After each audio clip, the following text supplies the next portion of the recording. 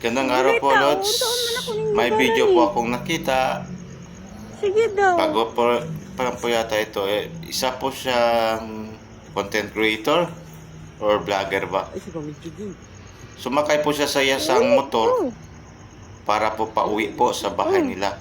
Kaso, dinala po siya sa ibang lugar. Nang na-feel niya na threat na talaga siya, tumalon po ito sa motor. Kawawa po si ate. Tingnan po natin yung video.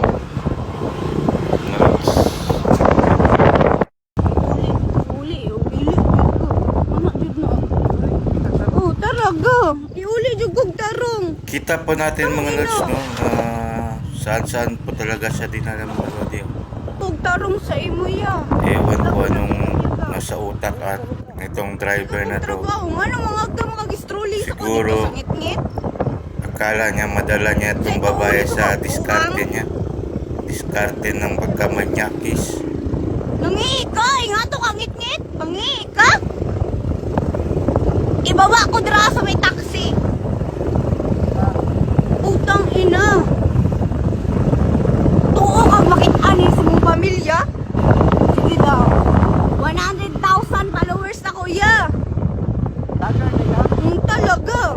Nagipakita na ko ni mong plate number. Sige daw. Giunsa di ko nimo. Wala ko nimo giunsa. Pero giasa ko nimo giadto.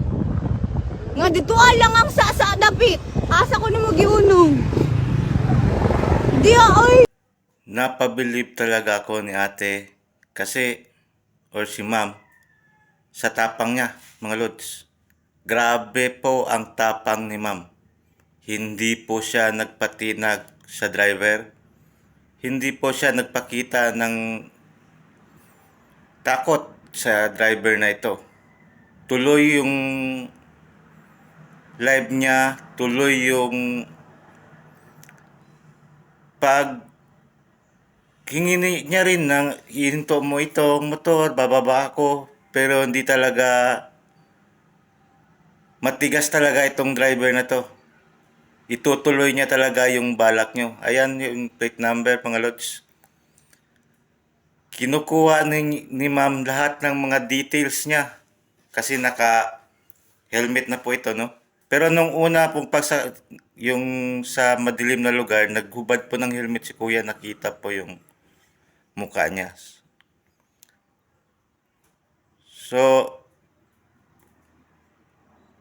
patuloy pa rin si kuya ang pagtakbo niya sa motor. Naging mabilis pa talaga yung takbo niya.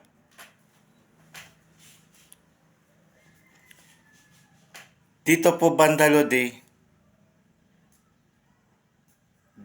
sa bandang kurbada na ito, dito po tumalon si ma'am.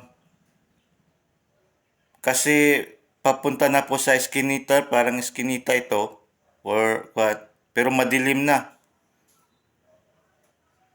Dito po siya tumalon. Yun. Buti na lang di na sira yung cellphone niya.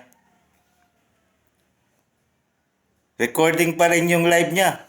Tuloy-tuloy.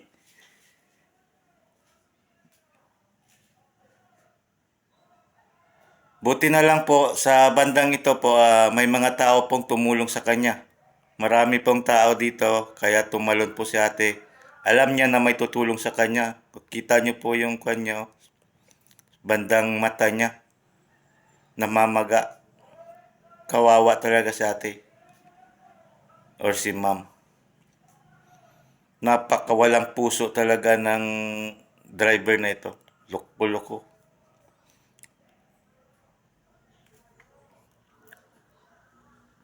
Niya.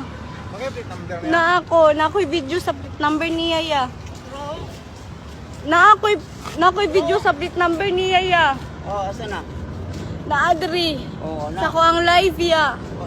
Dito ako nakuan niya kay nagsakay ko siya dito dapit sa buhangin. Oh, nakuha mo na yung mandridam. Oh. What? Bahala niya ya. At least buhi ko ya. Kaysa naman giadto ko niya dito sa buhangin nga ngit-ngit kay pa o George good ya. Dito siya nituyok ano ko na ya dili man ni mao ko kuan. Pa Castillo ramang ko. Siguro man siya muliko dito ah. Pangos. Anong nabot man ko rin? Ambot niya yo. Ano siya na diri alam ta pahangin-hangin. Nasa kong live ya, nasa kong video tanan.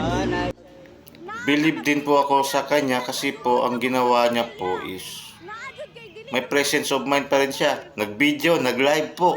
koy intention yun.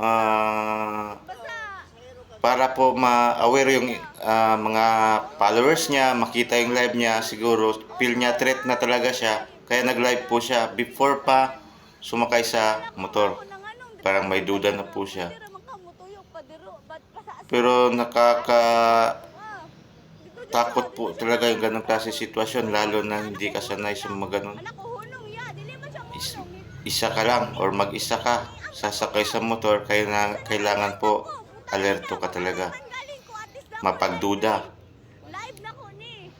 para po makuan mo yung ginagawa ng driver. Tud na ko ni tanan. Utang ina. Sa driver naman, ewan ko, loko talaga to.